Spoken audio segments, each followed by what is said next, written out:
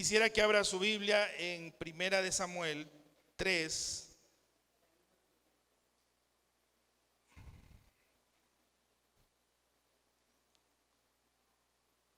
Vamos a leer del verso 1 al 8.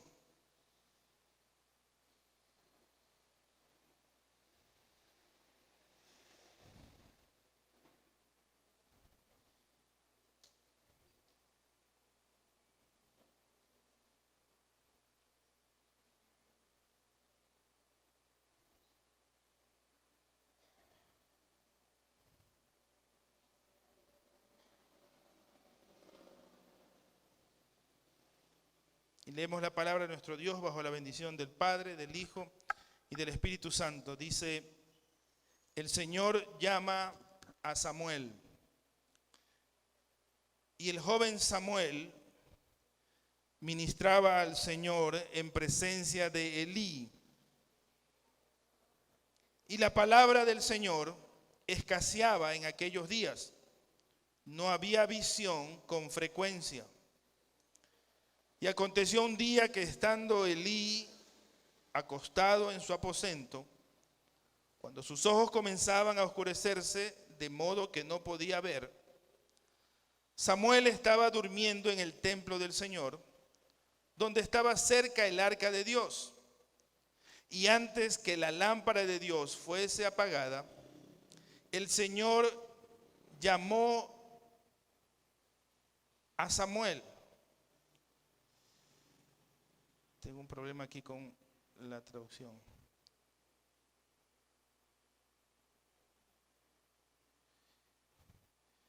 El Señor llamó a Samuel, verso 4, y él le respondió: heme aquí.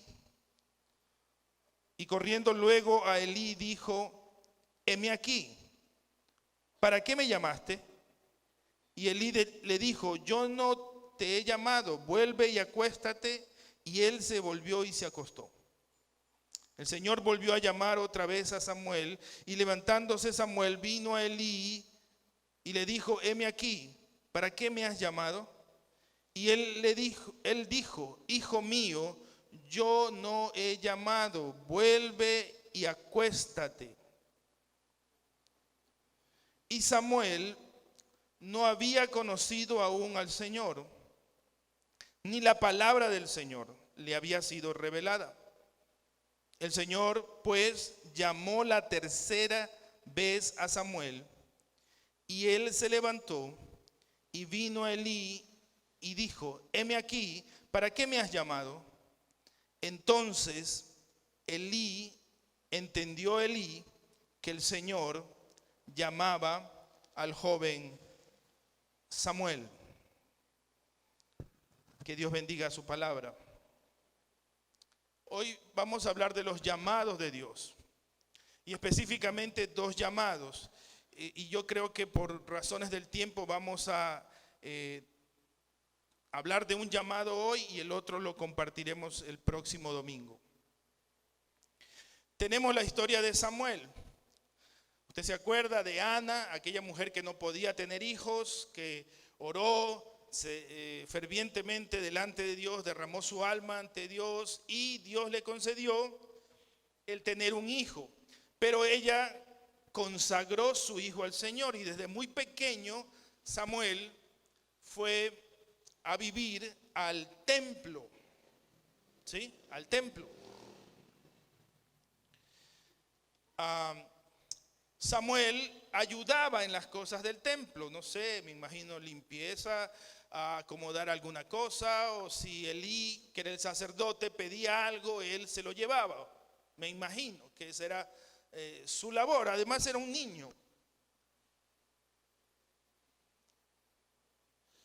Lógicamente ya Samuel andaba en la edad escolar.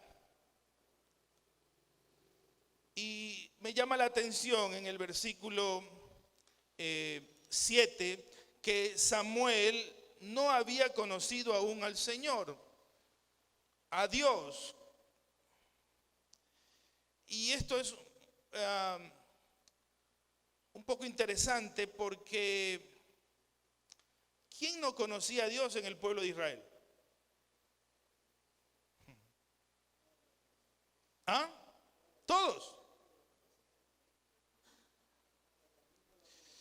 Ah, de pronto, sí, de pronto la palabra conocer no está bien aplicada aquí, pero todo el mundo conocía quién era Dios. Ahora, si nosotros aplicamos que de pronto en esta escritura, aquí está descrito Dios como Padre y Jesús, podría ser que no conocía a Jesús, pero no estaba todavía revelado el ministerio de Jesús y no podemos decir eso. Se hablaba de la presencia del Señor, se hablaba de Dios.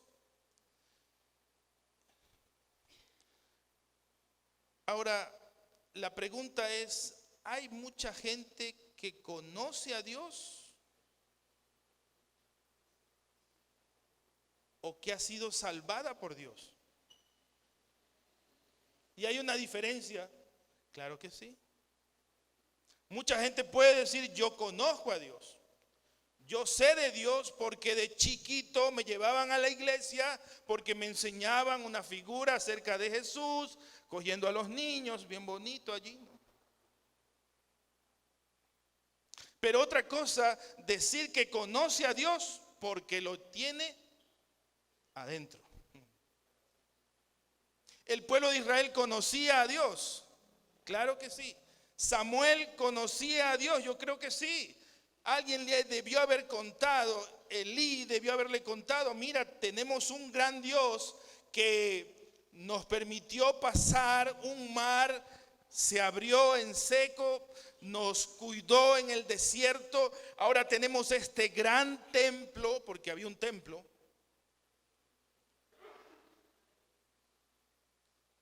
Entonces Samuel sí conocía del Señor, sí conocía de Dios, pero aún no había tenido un encuentro personal con Él.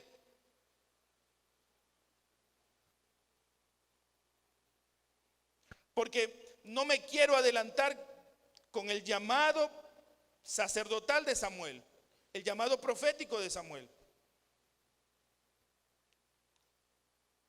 Porque para ser o llegar a ser un siervo de Dios, un pastor, primero tengo que conocer al Señor. Y ese es el primer llamado, el llamado de salvación.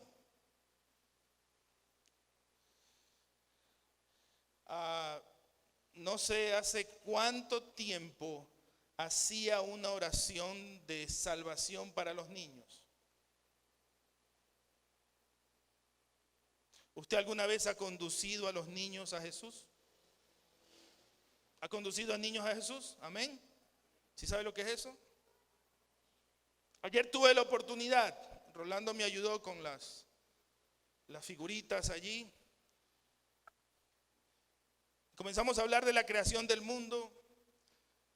Comenzamos hablando de que Dios creó al hombre, que el hombre pecó. Hablamos de la solución al pecado, que era Jesús, que murió en la cruz.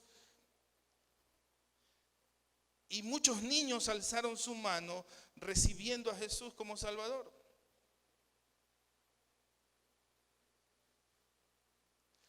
¿Usted cree en esa decisión que hacen los niños?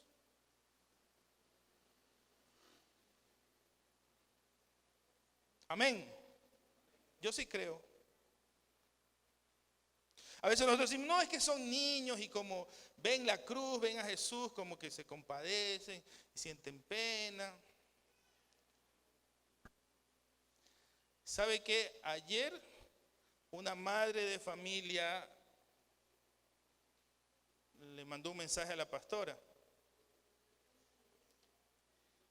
Le dijo, mi hijo estuvo allí en las cajitas y tenía una imagen como media mala de la pastora. Sí, no crea que solamente son los adultos. Y la mamá le dijo, ya el niño ya no tiene esa imagen de usted. Ahora dice, usted es la pastora. Pero ¿sabe por qué? Porque el niño entendió que Jesús vino a esta tierra para salvarlo. Ese niño recibió de verdad a Jesús ayer. Por su fruto.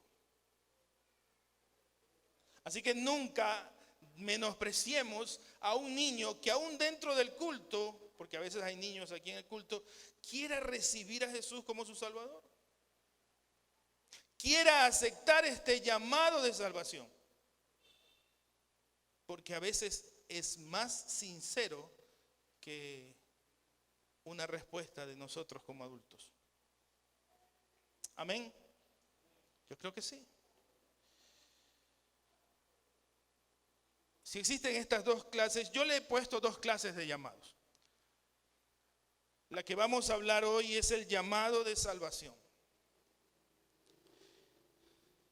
Y yo le invito a toda la iglesia que venga los sábados, 10 de la mañana, Rolando. 10 de la mañana, venga. Porque ellos van a entrar en esta gran aventura y van a tener que entender sobre la vida de Jesús algunas cosas que les van a servir en su vida. Pero no solamente para darles valores o normas o leyes o mandamientos de bien para ellos, sino que ellos van a entender quién es Jesús para sus vidas. Y cuando nosotros hablamos de un llamado de salvación, hay 4 cosas que quiero dejar bien en claro sobre esto, para que usted las vuelva a recordar. Cuando hablamos de un llamado de salvación, estamos hablando de un llamado para heredar la salvación. Y cuando hablamos de heredar la salvación, no estamos hablando de que nosotros hemos hecho algo para la salvación, pero que aún así nosotros la heredamos. Y quiero que abra su Biblia en Primera de Pedro, capítulo 3, versículo 9.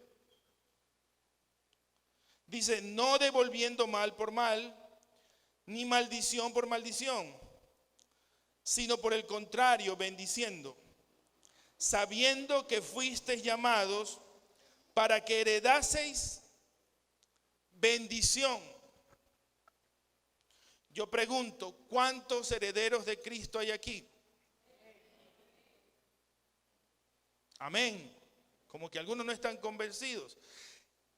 Cuando hablamos de heredero, hablamos de una herencia y hablamos de alguien que murió.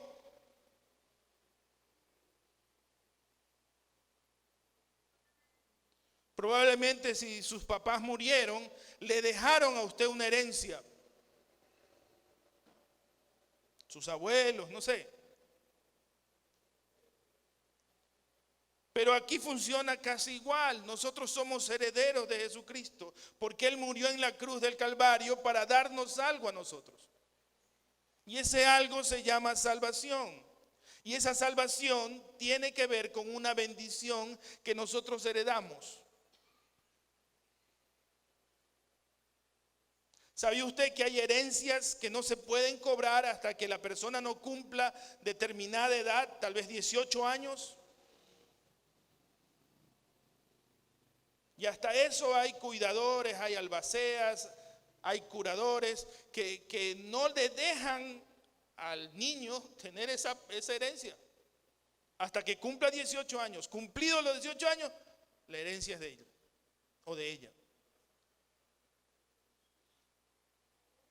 Pero aquí le tengo una buena noticia. Al recibir a Jesús, usted recibió esa herencia de bendición. ¿Cuántos dicen gracias, Señor? Gracias, Señor. Hebreos capítulo 9, verso 15 dice, así que por eso es mediador de un nuevo pacto, para que interviniendo muerte para la remisión de las transgresiones que había bajo el primer pacto, los llamados reciban la promesa de la herencia eterna. Ahora no solamente dice bendición, ahora dice que esa herencia es eterna, o sea, nadie te la puede quitar. Y aquí hay una pregunta que muchos se hacen, ¿se pierde o no la salvación? Yo le digo, no se pierde. Si fue una decisión genuina, si fue una decisión del corazón, si fue hecha con esa fe, la salvación nunca se pierde. Es una herencia eterna. Y mire que aquí está describiendo cómo obtenemos esa herencia. Versículo 15 de Hebreos 9 dice, hay un mediador de un nuevo pacto. ¿Quién es ese mediador? Jesucristo. Tenía que haber un mediador, alguien que se ponga en medio de. Por eso la Biblia dice que no hay otro nombre dado a los hombres en quien podamos ser salvos. Él es el mediador. Dice, para que interviniendo la muerte para la remisión de las transgresiones que había en el primer pacto. En otras palabras, esa herencia costó la muerte de Jesús.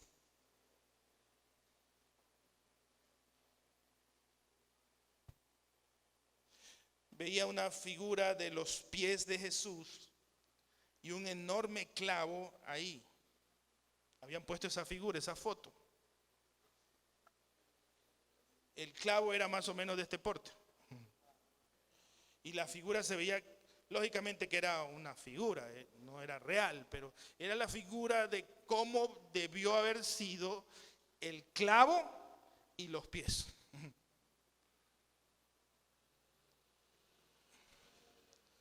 Usted se imagina cuánto sufrió Jesús al estar en la cruz. Y no quiero sonar emotivo para que usted diga, ay, el pastor nos hace sentir mal. Porque es que para esa herencia necesitaba haber un mediador, pero necesitaba alguien que muriese para limpiar, para quitar el pecado.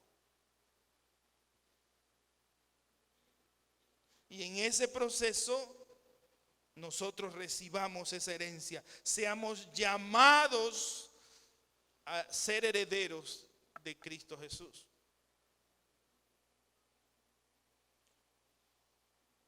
Me imagino que todos los que estamos aquí ya recibimos ese llamado. Amén. Y si no hay alguien en esta mañana que ha recibido aún este llamado, hoy es el tiempo para que usted lo haga. Lea conmigo Efesios 1:18, dice, alumbrando los ojos de vuestro entendimiento, para que sepáis cuál es la esperanza a la que Él os ha llamado y cuáles las riquezas de la gloria de su herencia en los santos. Este llamado de salvación es un llamado para tener esperanza, es un llamado de esperanza. Cuando Dios le llamó a usted, probablemente algo estaba mal en su vida. Cuando Dios lo llamó a usted, probablemente en su vida había algo que estaba mal.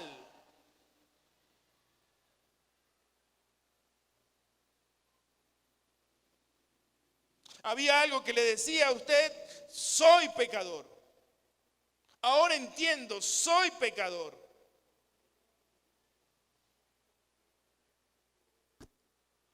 Cuando a mí me predicaron, mi madre me predicó de Jesús, yo siempre se lo he dicho, usó un tratado que se llama el libro El corazón de Pedro.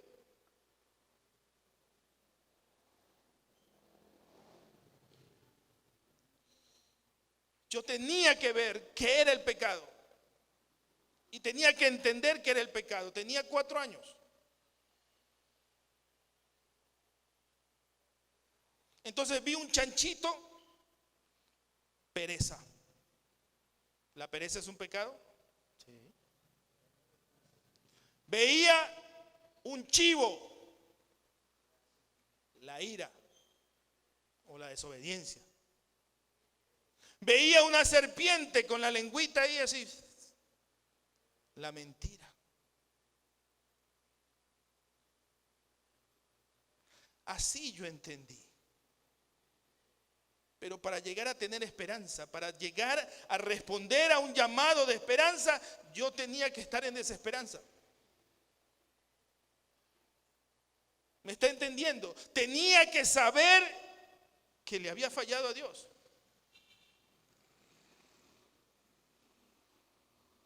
No creo que haya alguien aquí que diga, yo nunca le he fallado a Dios. Levante la mano. Porque todos le hemos fallado a Dios. Pero el problema está en que nosotros no reconocemos nuestra condición.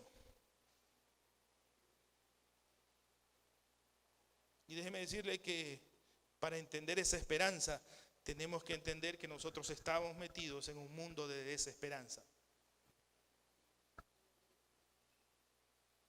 Como dice el salmista, en un lodo cenagoso,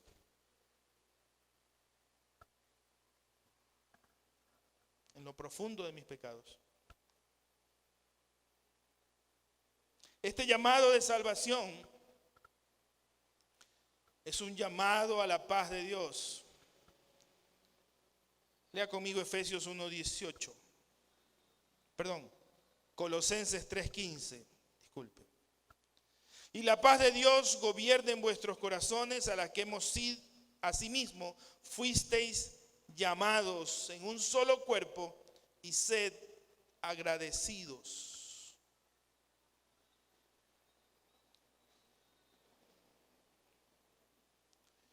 Este llamado es un llamado a entender que fuimos llamados a la paz de Dios, a recibir la paz de Dios.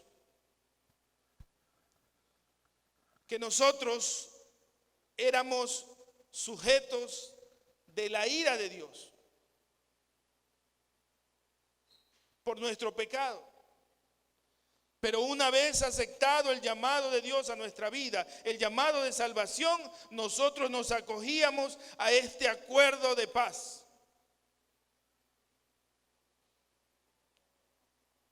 Y no era un acuerdo que yo quise poner, es un acuerdo que Dios interpuso para que yo lo reciba.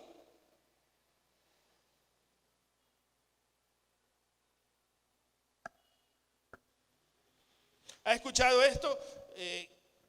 Quiero estar en paz con Dios. ¿Y qué piensa la gente estar en paz con Dios? ¿Qué significa estar en paz con Dios?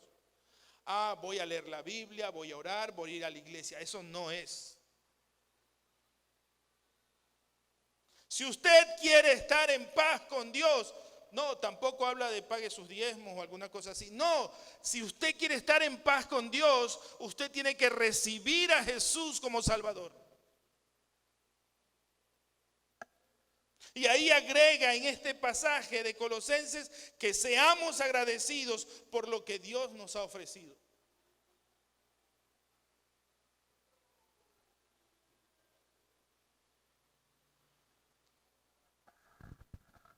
Porque lo contrario de la paz, ¿qué es? La guerra. La intranquilidad, la zozobra, el miedo, el temor. Y mientras andamos sin Cristo, estamos así. Necesitamos amigarnos con Dios.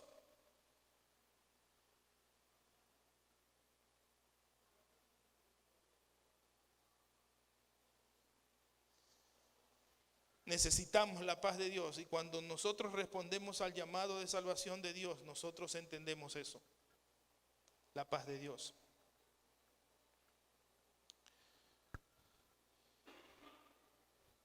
Primera de los Corintios capítulo 7 nos dice que este llamado nos invita a permanecer como fuimos llamados.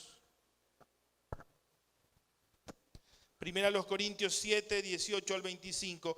¿Fue llamado alguno siendo circunciso? Quédese circunciso. ¿Fue llamado alguno siendo incircunciso? No se circuncide. La circuncisión nada es y la incircuncisión nada es, sino el guardar los mandamientos de Dios. Cada uno en el estado en que fue llamado, en él se quede. ¿Fuiste llamado siendo esclavo? No te dé cuidado. Pero también si puedes hacerte libre, procúralo más. Porque en el Señor fue llamado siendo esclavo, liberto es del Señor. Asimismo, el que fue llamado siendo libre, ahora es esclavo de Cristo. Por precio fuisteis comprados, no os hagáis esclavos de los hombres. Termina diciendo, cada uno, hermanos, en el estado en que fue llamado, así permanezca para con Dios.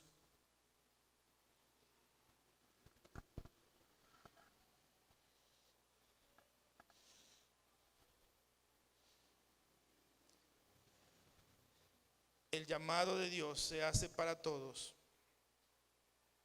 Y aunque cuando dice permanezca, está hablando de las circunstancias de la vida que hemos pasado.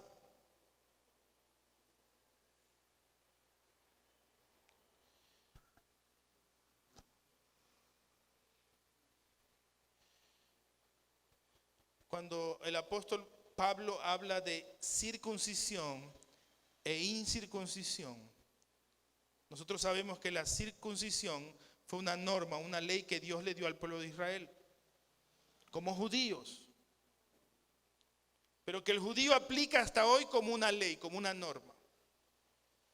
Y lo que está diciendo ahí el apóstol Pablo es, bueno, si te salvas, si respondes al llamado de Jesús, entonces si no te has circuncidado, anda, circuncídate.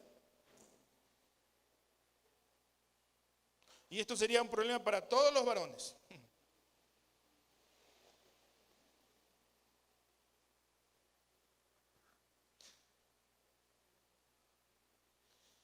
Yo escuché una anécdota muy bonita de unos líderes de alabanza. Este hermano decía, llega al cielo X persona y lo reciben allí y le comienzan a preguntar,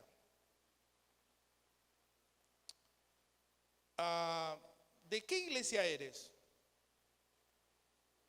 Y él le dice, no tengo iglesia, no soy de ninguna iglesia, no pertenezco a ninguna iglesia.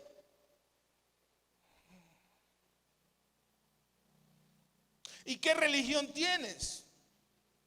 No tengo ninguna religión, ni siquiera sé qué es eso. Pero ¿qué doctrina tienes? Tampoco sé qué es eso. No tengo ninguna doctrina. ¿Y cómo es que estás aquí en el cielo?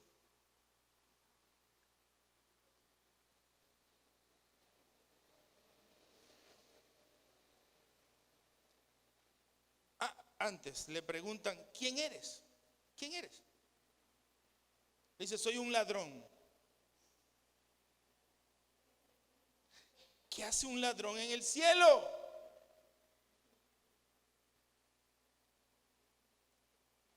¿Se ha preguntado usted eso? ¿Qué hace un ladrón en el cielo?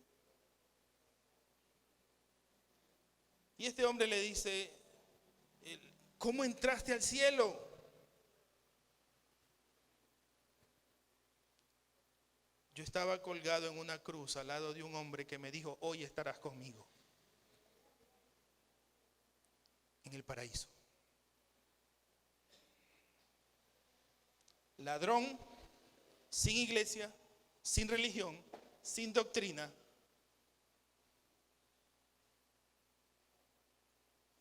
Solo con una palabra de Jesús. No me diga que el ladrón hizo la oración de fe, Señor, te acepto. El ladrón lo único que hizo fue creer en la palabra de Jesús. Y se salvó. Yo me pregunto, ¿cuánto daño hemos hecho por querer meter a la gente a la iglesia? Por querer identificar a la gente con una religión. Con decirle, mira, tienes que hacer esto, esto y aquello. Ahí hay una lista en la puerta, no te puedes pintar, no puedes usar aretes, no uses minifalda, los varones no vengan en zapatos de caucho. ni amarillos de paso.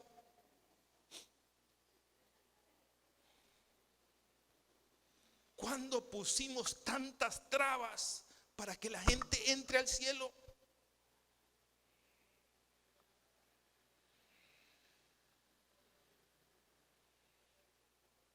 Porque lo único que la gente necesita es recibir a Jesús en el corazón. Es ese único llamado.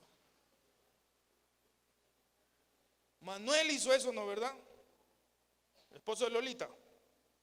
Sí, Manuel se llama. Santos. Un hombre que recibió a Jesús en el lecho de su muerte. No fue a una iglesia, no se bautizó, no recibió doctrina, discipulado o algo así. Solamente aceptó a Jesús en el corazón.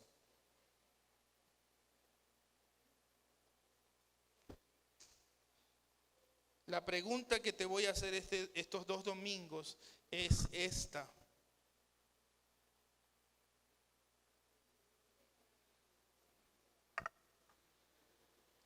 ¿A qué te ha llamado Dios?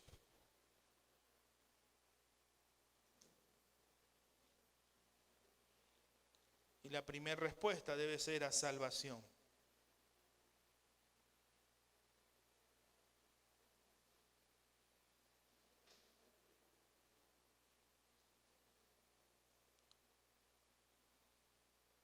Y quisiera hacer otra pregunta más. ¿Estás seguro que eres salvo? Codea a tu hermano y dile, ¿estás seguro que eres salvo? Yo veo que estás viviendo una vida media rara. ¿Será que eres salvo?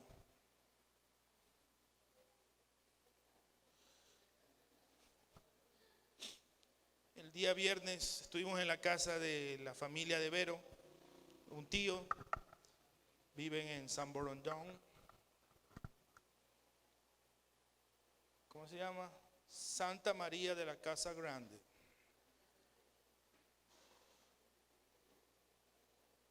Nos tomamos una botella de vino. No la botella me la tomé yo, por si acaso. Una copa de vino. Un par de copas. Y como en toda familia siempre hay fricciones. La cuñada, la hermana,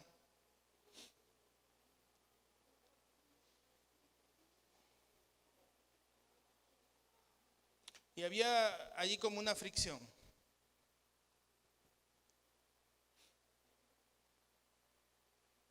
Y yo les conté la historia de el ladrón.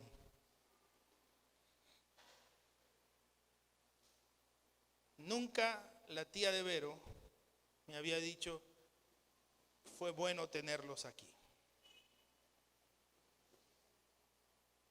Porque la conversación no solamente fue de anécdotas y chistes, sino que pudimos entender más allá de la religiosidad, quién es Dios. Y aunque no recibieron a Jesús como su Salvador, el tío de Vero ni su tía, pero sentimos un buen sabor de que en esa oportunidad la reunión que tuvimos valió la pena.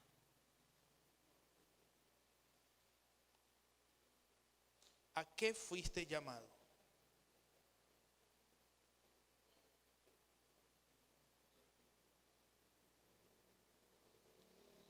Y algo que quiero dejarte para que lo medites esta semana. ¿Qué estás haciendo con tu salvación?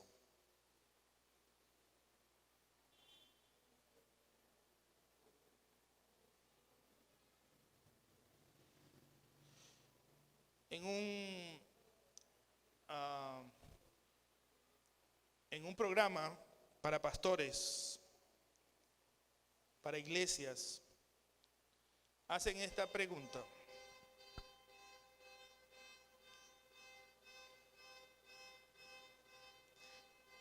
En esta semana que pasó,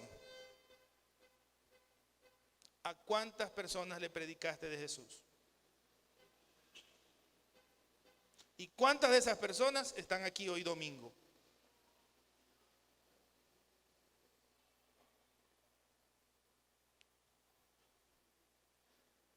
¿Qué hacemos con la salvación de Jesús? ¿La guardamos debajo de un cajón? ¿La metemos en medio de la Biblia?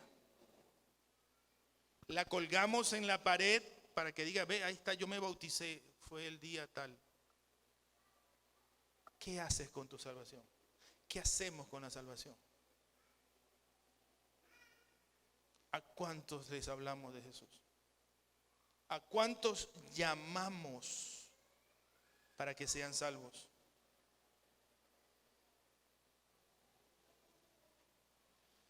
Vamos a orar. Cierre sus ojos.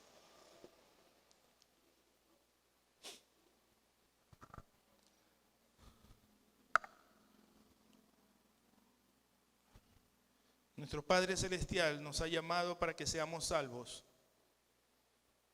y para que usemos esa salvación para que otros sean salvos.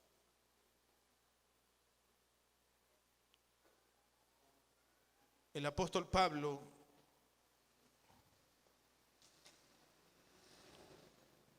dijo esta frase: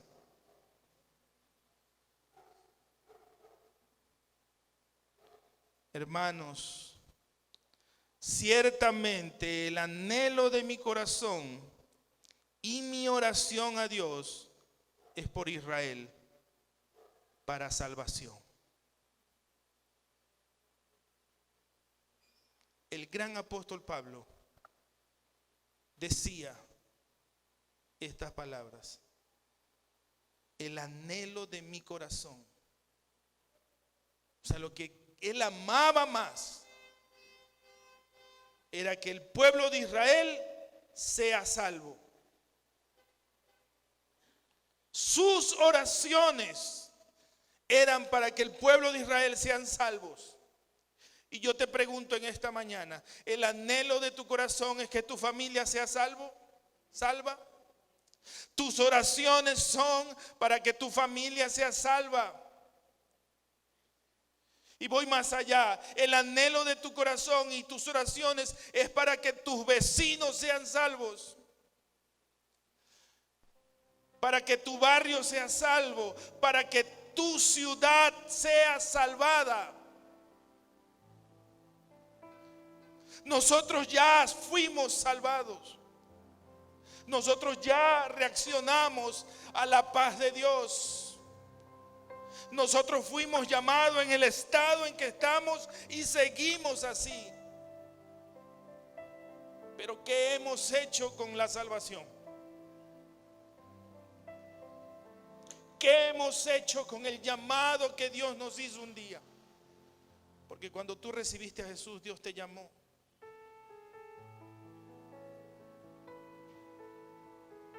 Y habló a tu corazón. Te enseñó cómo estabas sin esperanzas. ¿Qué vas a hacer con ese llamado?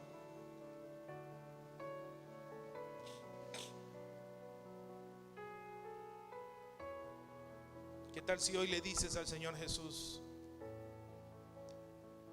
Señor Jesús, en primer lugar, quiero darte gracias por mi salvación, porque me salvaste. Si usted se acuerda cuántos años son de su salvación, dígale: Señor Jesús, hace tantos años tú me salvaste. Te doy las gracias y te bendigo, porque hoy día lo he podido recordar. Pero Señor Jesús, quiero que uses mi vida para que otros, al igual que yo, decidan recibir ese llamado de salvación. No quiero guardar esto para mí. Quiero que otros lo sepan. Dame la forma, dame la manera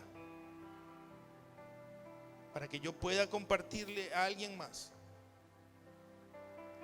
Porque mi anhelo y mi oración, diga conmigo, mi anhelo y mi corazón es para la salvación de mi familia. Mi anhelo y mi oración es para la salvación de mi comunidad. Mi anhelo y mi oración es para la salvación de todo Ecuador.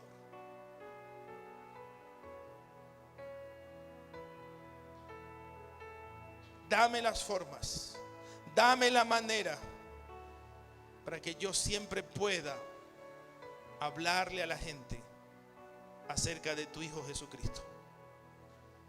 En mi casa, en mi barrio, en mi trabajo, en la escuela, en el colegio, en la universidad, donde quiera que me encuentre, que alguien sepa que hay un llamado para su corazón, un llamado de paz, un llamado de esperanza, un llamado de bendición, que es para todo aquel que quiera,